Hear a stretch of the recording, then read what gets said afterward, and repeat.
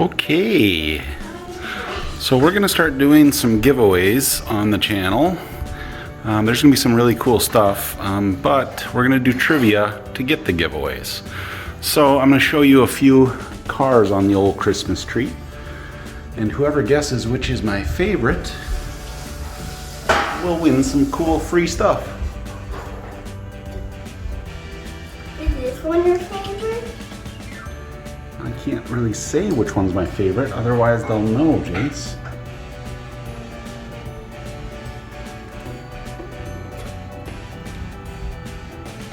Okay.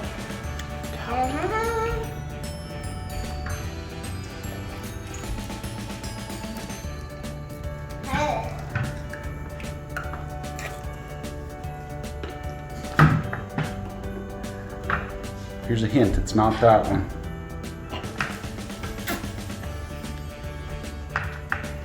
There's another one down here.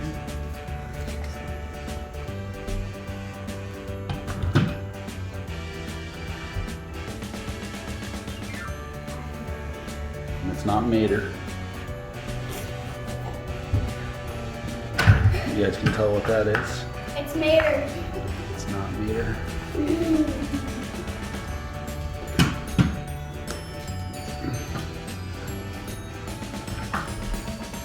You actually missed one, I think. You missed one over here. Yeah, I probably missed a few.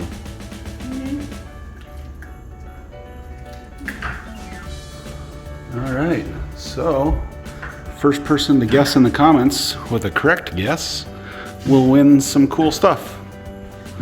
And we'll continue doing this as we go. You want to say hi? Hi. Hi.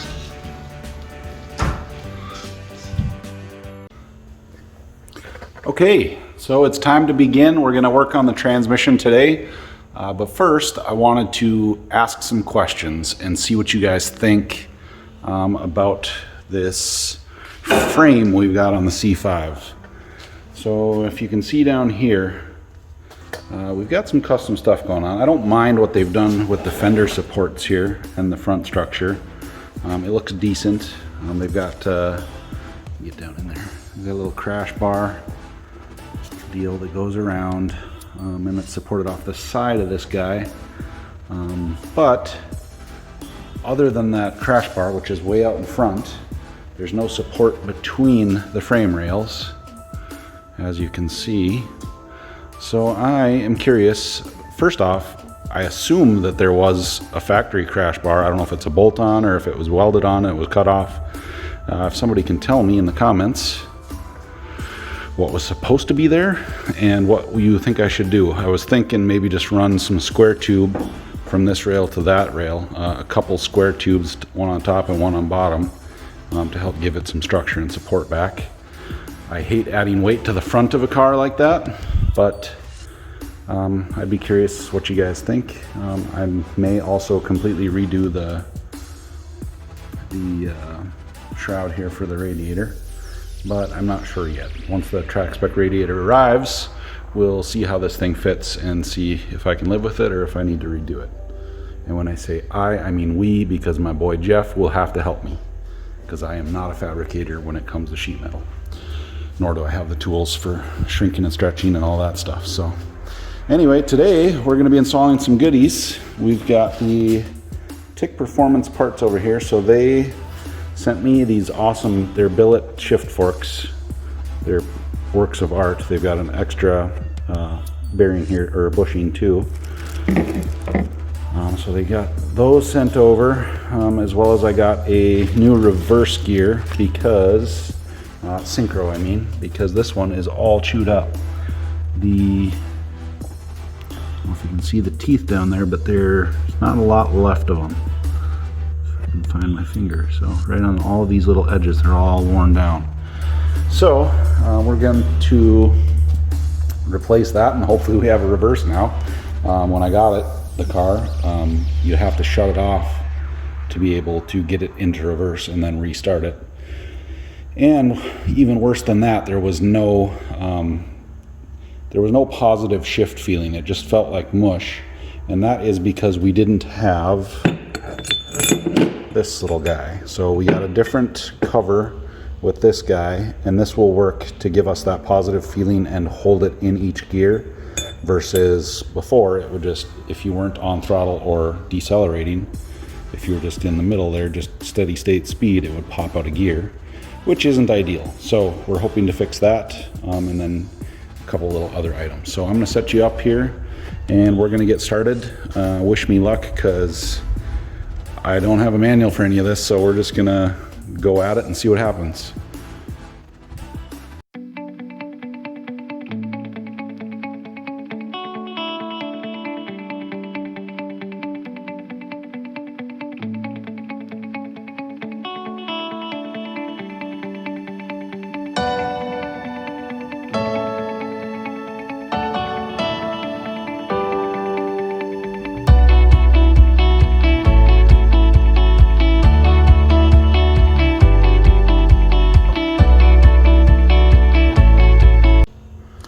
So if you can't tell, I'm struggling a little bit. I'm not exactly sure what to do here.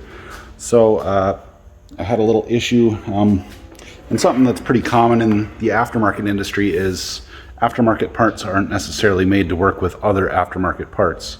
So these billet shift forks, as awesome as they are, don't necessarily work that well with the Liberties, whatever these pieces are called. They're made by Liberties, who does the face plating on these transmissions, which I'm not sure we've discussed, but we'll get into that once I get a little further along.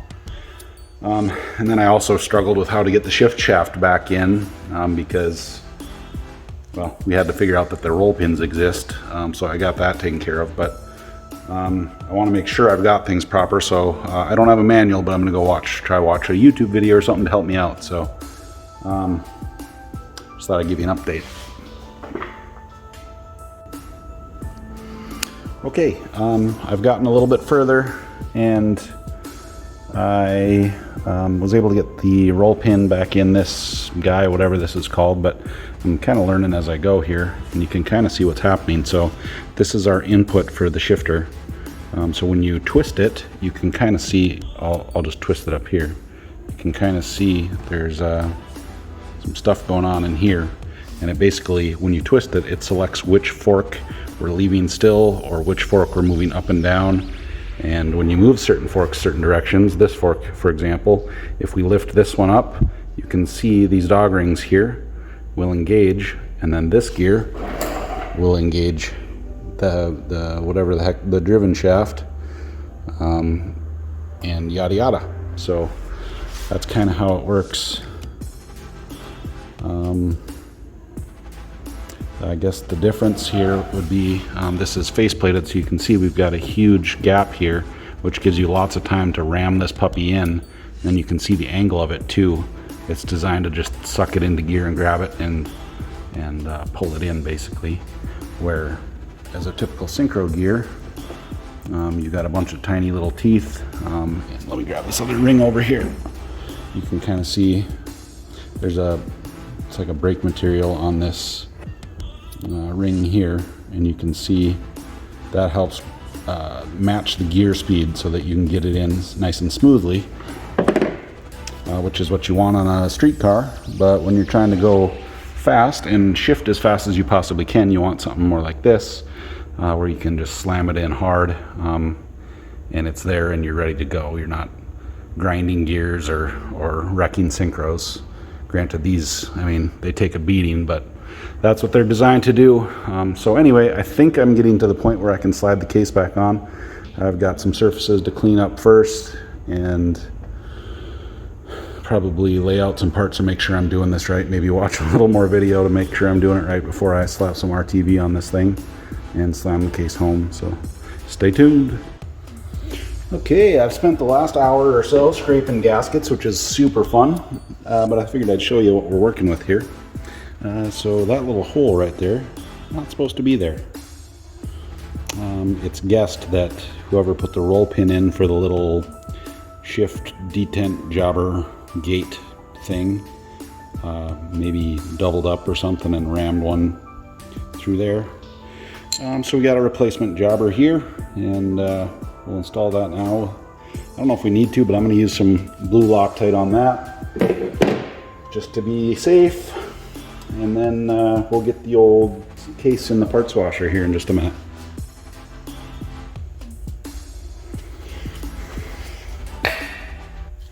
All right, as you can see, I've got the case loaded up in the parts washer, and before anybody makes fun of me, it only takes one time of getting brake clean in your eyes before you learn that lesson.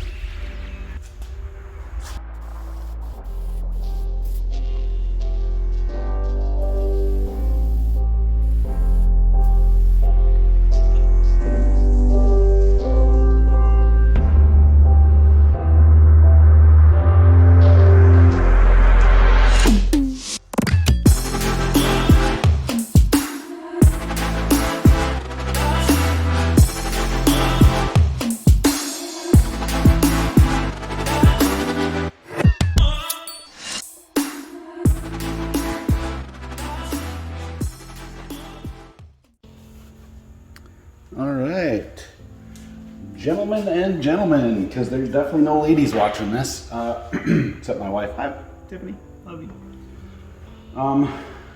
I did a dry test fit, so I didn't want to put RTV on this thing until I knew I had it right, and I think I got it first try.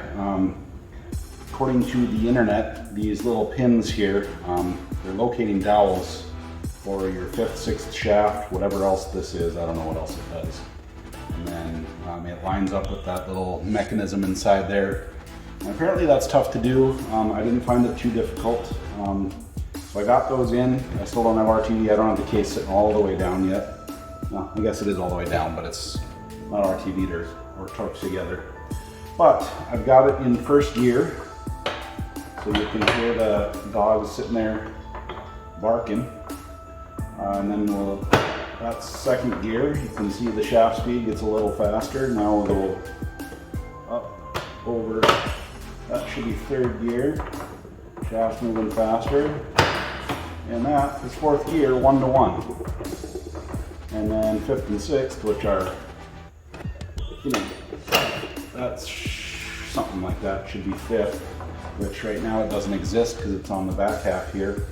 It moves this shaft, or it engages this, and then whatever that is. So it's basically a neutral right now, but point is, I think we got it where we need to be. Maybe. Yeah, and there's neutral, roughly. So I haven't put this little arm in yet.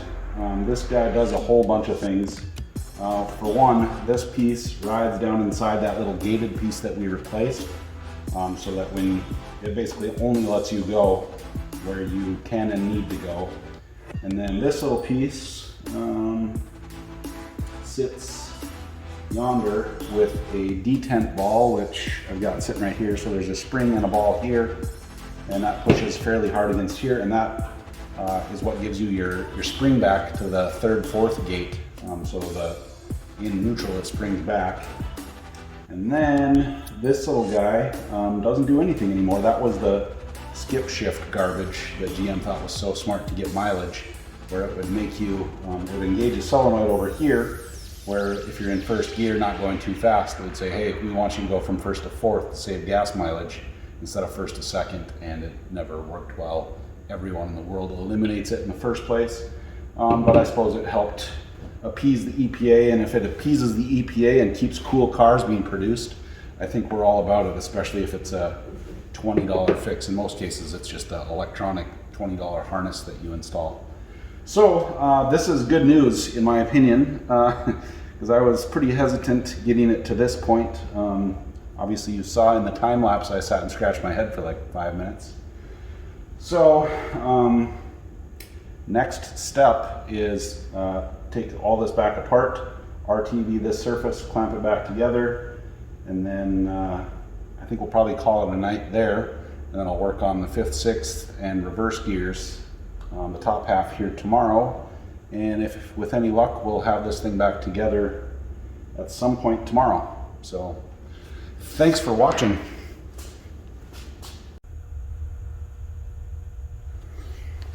I'm gonna throw some RTV on this thing now. I got it back apart, obviously. And this leads me to a question. Are you guys a lay a bead and call it good kind of guys? Or are you a dab it with your fingers and spread it out kind of guy? Because I am the latter. I don't know if anybody could convince me otherwise that it's better just to do it the lay a bead and smash it together, but I've got a habit of being the smash it down with your fingers kind of guy. And I usually also like to use way too much,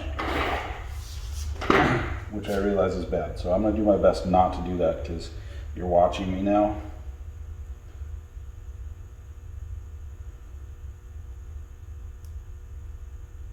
All right.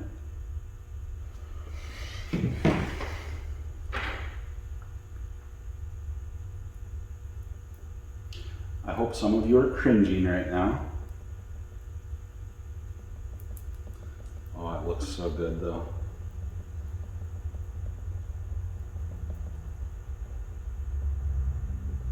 Fast forward, Jeremy. Nobody wants to watch you dab this.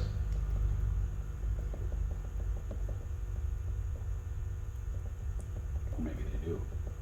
It's kind of satisfying. I'll tell you what's not satisfying is scraping gaskets. It's about the worst. If anybody's done it, you know what I'm talking about. I don't remember what my dad, if he was a beat, I think he was a saying like this. He was a smash it down, spread it out kind of guy. I bought I believe it's the Ultra Gray Permatex stuff. It's basically the closest thing to Honda Bond, I think, which in most people's opinion is about the best stuff you can get for a gasket maker. So that's what I went with. Yeah, it's looking good. I think I used just enough. And it is tacking up fast, so I'm gonna get my booty in gear here. Try and get this thing together.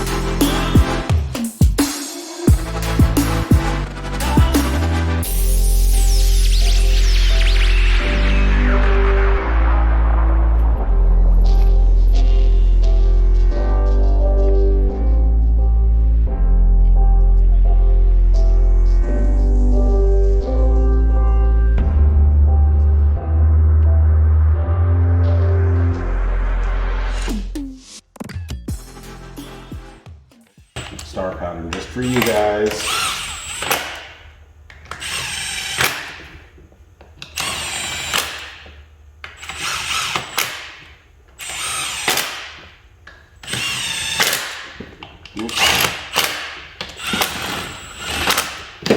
As you guys probably know, I'm a huge YouTube star now. like huge. Like I have tens of followers, subscribers. Tell your friends. We're blowing up. Anyway, this is one of my favorite, if not my favorite tool. It's the old Milwaukee M12. This is a 3/8 drive stubby. It looks small and not powerful, but it's the opposite. This thing will easily do lug nuts on a race car at 100 foot-pounds. It'll easily take them off, and it's super fast. So, I've got the big 1/2-inch Milwaukee too, and that thing's got 1,400 foot-pounds. It's absurd, but it's not as fast. This thing is just, it rips, and it is lightweight, and it is a beast. So, plug for Milwaukee, even though not exactly sponsored by them yet. We'll throw a little torquey torque on these guys. Not a lot, just a little.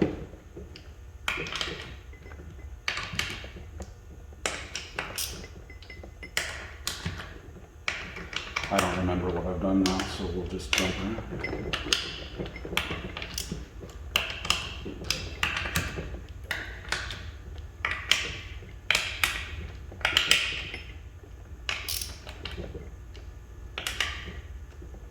Okay, let's bring you over for the test run here, shall we?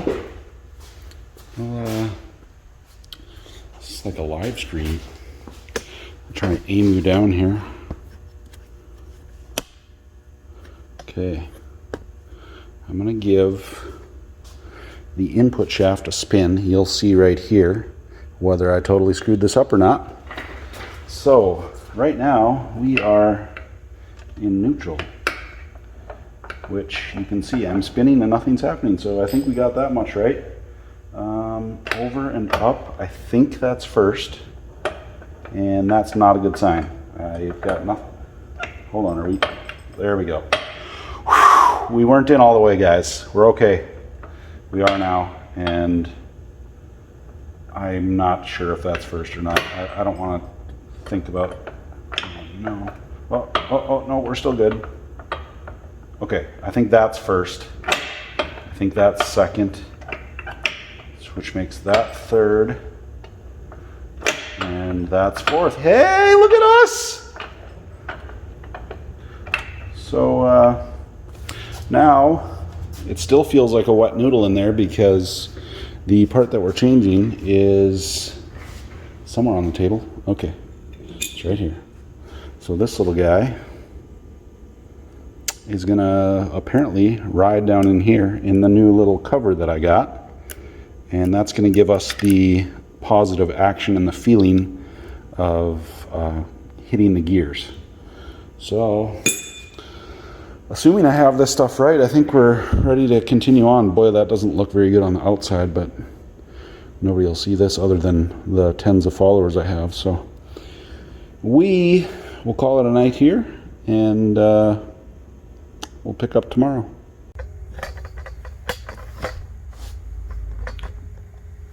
I'm still not the best at this. So, great news, everyone. We quadrupled our subscribers last night, but I think the reason we didn't do even better is my wife told me I forgot to say smash the like button and click subscribe, whatever. You got to smash buttons.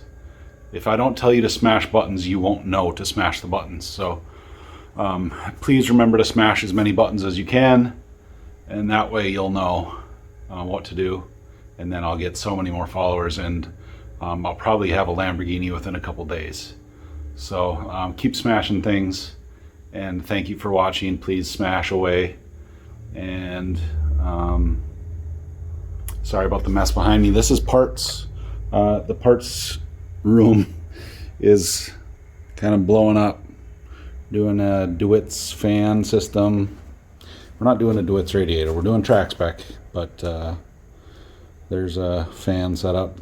I got a Rue helmet now, so I'm trying to take safety a little more seriously, and I got a bunch of other stuff. So you'll be seeing all of this stuff get installed, but only if you smash the buttons. So thank you for watching, and we'll see you soon to wrap up the transmission. Thanks, guys.